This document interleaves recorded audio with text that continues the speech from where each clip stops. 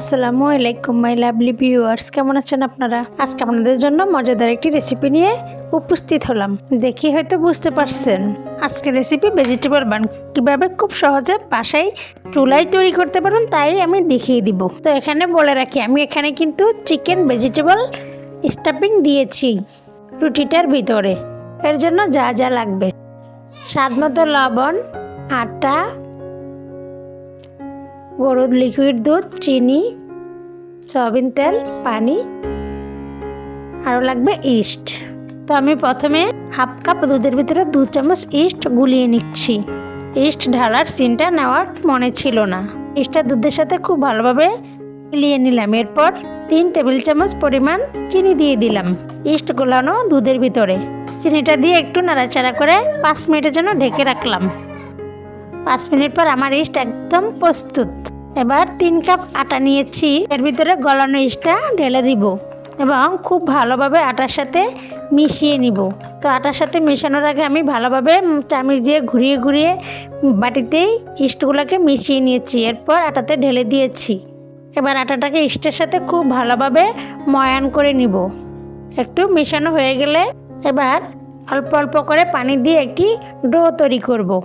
আপনারা হয়তো দেখে বুঝতে পারছেন যে আমি একটু করে পানি দিচ্ছি আর ডোটা ঘুরিয়ে ঘুরিয়ে তৈরি করছি। এই তো দেখুন, এই পর্যায়ে এমন হয়েছে, অল্প একটু পানি দিয়েছি। এখন আমার কাছে মনে হয় আরও পানি লাগবে, তাই আবারও পানি দিয়ে দিব। এই তো আর একটু পানি দিয়ে দিলাম এবং আবারও ডোটা খুব ভালোভাবে মিশিয়ে নিচ্ছি। হাত দিয়ে ঘুরিয়ে ঘুরিয়ে খুব সুন্দর করে আপনারাও মাখিয়ে নেবেন। এই তো দেখুন, আমার ডোটা প্রায় প্রস্তুত। এ পর্যায়ে 4 টেবিল চামচ পরিমাণ সয়াবিন তেল দিয়ে দিলাম ডোটাতে এবং তেলটার সাথে ডোটা খুব ভালোভাবে মিশিয়ে নিলাম। আমার এখানে 3 কাপ আটার জন্য 250 মিলি পানি লাগছিল। এরপর একটি ঢাকনা দিয়ে ডোটাকে 30 মিনিটের জন্য গরম জায়গায় ঢেকে রাখলাম। 30 মিনিট পর দেখুন, মাশাআল্লাহ আমার ডোটা একদম ফুলে গিয়েছে এবং মাশাআল্লাহ খুব সুন্দরভাবে প্রস্তুত হয়ে গিয়েছে রুটি বানানোর জন্য। এবার একটি ফ্রাই প্যানে তেল ব্রাশ করে নিলাম। যেহেতু গ্যাসের চুলায় বানাবো তাই আমি রুটিগুলো তাপে দিব।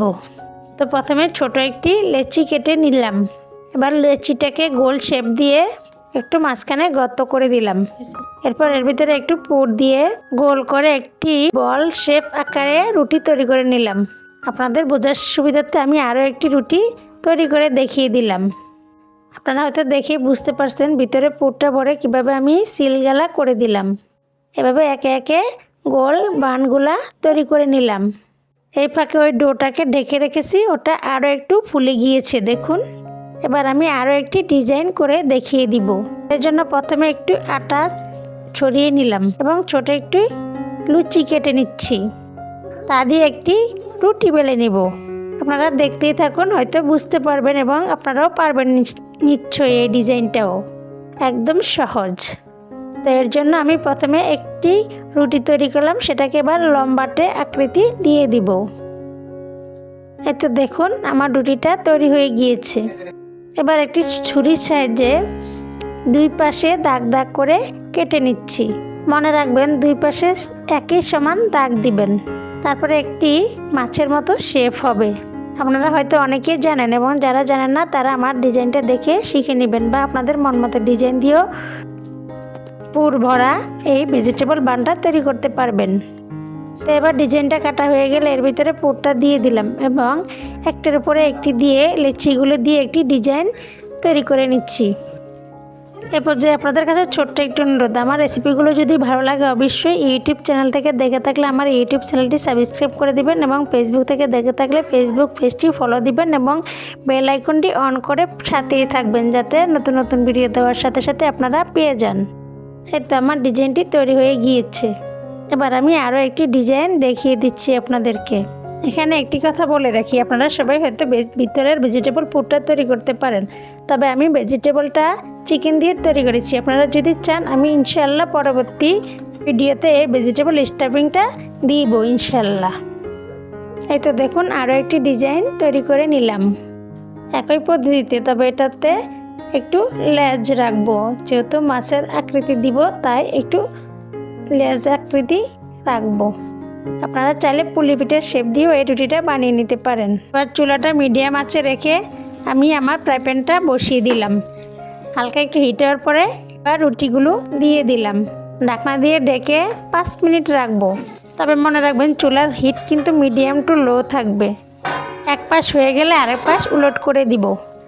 এই তো দেখুন আমার রুটিগুলো হয়ে গিয়েছে। আমি মাঝখানে একবার উলট করে দিয়েছি, সেই সিনটা আপনাদেরকে দেখালাম না।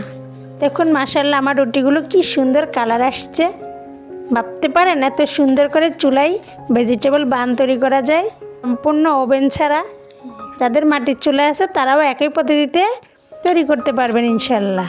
এবার আমি অন্য একটি চুলায় আরেকটি পাত্র বসিয়ে দিলাম এবং সে পাত্র অন্য ডিজাইনের রুটিগুলো বসিয়ে দিলাম। এই রুটিগুলো আমি মাঝখানে একবার উলট করে দিয়েছি। এরপর দেখুন মাশাআল্লাহ রুটিটার কালার কি সুন্দর আসছে। তো এভাবে খুব সহজে আপনারাও বাসায় তৈরি করে নিন ভেজিটেবল বান। আর বাজার থেকে নোংরা পরিবেশে রুটি কিনে খেতে হবে না ইনশাল্লাহ। এখন থেকে বাসায় স্বাস্থ্যকর পরিবেশে তৈরি করবেন এবং বাচ্চাদেরকে নিয়ে আনন্দ উপভোগ করবেন এবং পরিবারের সদস্যদের মন জয় করে খুব সুখে শান্তিতে দিন কাটাবেন ইনশাল্লাহ। তো আজকের মতো বিদায় নিলাম। সবাই ভালো থাকবেন। আল্লাহ হাফেজ।